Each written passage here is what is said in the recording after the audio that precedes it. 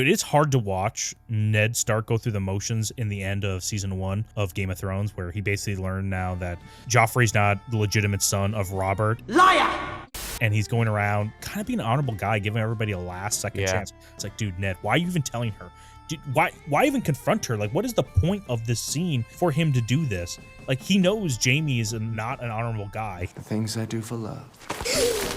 He's a Kingslayer. Cersei, he knows she's the one having sex with her brother, so he knows she's not like an honorable person either. So like, come on. Why do you think they will take your opportunity and do the right thing when you also know that Tywin is the one that ordered the Mountain to kill Rhaegar's wife and kids? I killed her children, then I raped her, then I smashed her head in like this. You know, like, come on, dude. It's difficult to understand why he would do any of this stuff. I guess he thinks that he was really instilling like the fear of God into Cersei, but I don't understand how that's possible for him to think that, because Jon Arryn, like, he was operating on the same premise that Ned is now, and I never got the impression that Jon Arryn was kind of putting up these threats like Ned Stark is. So yeah, right. You know what I mean? It's like he put even less pressure on the Lannisters, and it still got him killed for this exact same thing. And Cersei was definitely aware that Jon Arryn knew, because, you know, when Ned Stark says, I know the secret that Jon Arryn died for, Cersei's like, oh, really? Do you now? So she definitely was aware of the whole thing, regardless if she specifically was involved with killing Jon Arryn or not. I don't understand why he would do this. It's antithetical to his purpose. Like you say, shouldn't he just send this letter to both Robert, Stannis, and kind of let things unfold the way they naturally would? Whether or not, I mean, Robert's going to die either way, I think. King Robert Baratheon, murdered by a pig. And maybe he didn't know that at the time, but it still was so stupid. He's putting him and his whole family in danger. That's another thing, too. If his kids were not at King's Landing, if Sansa and Arya were not there, maybe I understand, because then he's a really honorable guy. You know, he's going to go out and put himself on the line to, like, put the truth out there. And even though it's stupid, he is giving these Lannisters a chance to get out safely, because there are kids involved there too. I don't know. It seems like irresponsible parenting at the very least. And like in hindsight, rewatching it, you go, Ned, why you trust Littlefinger? But you can understand why Ned trusts Littlefinger, because he knows Peter Baelish, is Catelyn's childhood friend. He's like a little brother to me, Ned. He would never betray my trust. You just assume he's in your pocket with all these like backstabbers, and Varys comes in and is like, you must do whatever's right for the realm. And it's like, dude, I don't know the fucking side you're on. Like, I'm so fucking confused. Serve the realm, someone must. Like, dude, come on, shut the hell up. Why don't you help me out here? But I don't understand why Ned, knowing the creature that Cersei is, addresses her like this. And also, side note, why does Cersei just admit that she's having sex with Jaime? That's such a weird move too. She's like, Jaime and I are more than brother and sister. We shared a womb. Came into this world together. We belong together.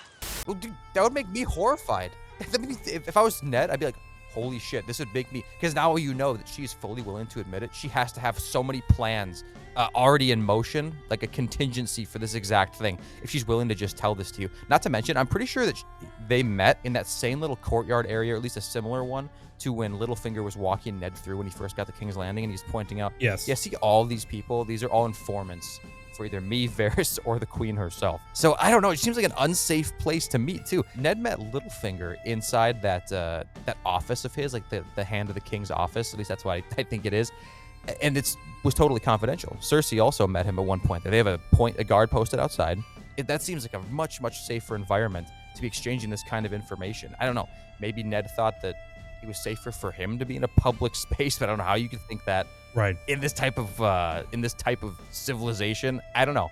That was an odd choice too. But, you know, I mentioned Littlefinger. Littlefinger, it should be giving him red flags. I know, like you said, he's Catelyn's childhood friend. But dude, first of all, they're sitting in the throne room when the whole Mountain discussion was coming up about how the Mountain was committing these crimes. Littlefinger is condescending the shit out of Ned Stark. This guy's clearly describing the Mountain. No one wouldn't know it's the Mountain. A common folk would know this is Gregor Clegane, the Mountain. That sounds like someone we know. The Mountain. Ned, the Mountain. Yeah. And then Ned's like, yeah, you're describing Sir Gregor Clegane. It's like, yeah, dude, we all know. And Littlefinger keeps doing that again and again and again. The sigil of House Tully. Isn't that your wife's house? Tully, my Lord Hand. I'd be sick of this guy. I wouldn't trust a single word he says. Then jump to the point after the shit hits the fan with this dual king situation. And Littlefinger is, first of all, giving him a perfect plan. but it's one that Ned's not going to go along with because he's so honorable. He should see so many red flags in Littlefinger. The fact he's willing to betray anybody at any point. How could you put your trust in this guy? Why didn't Ned just go to the Kingsguard himself, or the City Watch, I'm sorry, and pay them off? It's not like they're short on money. But I mean, even if he was to pay them off, I don't know if they are actually going to, because who's his name? Janice Salint gets Harrenhal, which is, maybe we should do another video on like, dude, stop accepting the title of like Harrenhal, or getting the Castle Harrenhal. You're gonna die. It sucks. Right. No one ever keeps it. Like there's the ghost of a Harrenhal, the curse, whatever you want to say. Yeah, it's unbeaten. It's the goat. It's never gonna be. No one's ever defeated that. So I don't know why people want to like think that's such a high honor. It's like one of those backhanded gifts you can give somebody, like tickets to the Super Bowl, like in Seinfeld, right? Right. Yeah, okay. exactly. Now I gotta get this hotel room and all this stuff. Like, are you shitting me? I'd take it. I'd sell it. It's like getting a new car. It's like, yes. Let us know in the comments if you were gifted like a sports car, like a Lamborghini or a Ferrari. Are you keeping that thing like an idiot? Or are you selling it immediately without putting a single mile on? It's obviously number 2. But the whole thing with Ned, and some people are like, well, Ned's honorable guy. He's so good. That's the reason why he made these mistakes. It's like, no, it's not because of that. It's because Ned Stark clearly does not understand his opponent, even though he should. He should take Renly's word, and even though he goes, hey, we should do Stannis is the rightful king, it's like, no, just go with Renly, and then later on just go, sorry, Renly, actually it's your other brother that gets it. But like, at least it's not the at least it's not the Lannisters. Like, you can at least reason with Renly versus Cersei or Jaime. You literally hate these guys, so I don't. And also the whole thing with the paper, you need to have more influence in there. That's who's his name had, I guess.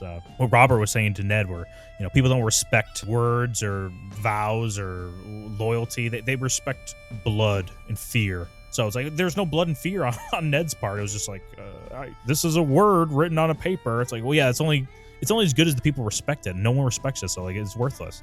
And poor Barristan in that scene too, dude. Oh, I felt so bad. But those were the king's words. Those were the king's words. Like, yeah, we know, dude. We know. The king's dead as shit. Hey, thanks for watching this video. Be sure to subscribe if you want to see more content like this, and smash that like button. Or not. We don't care.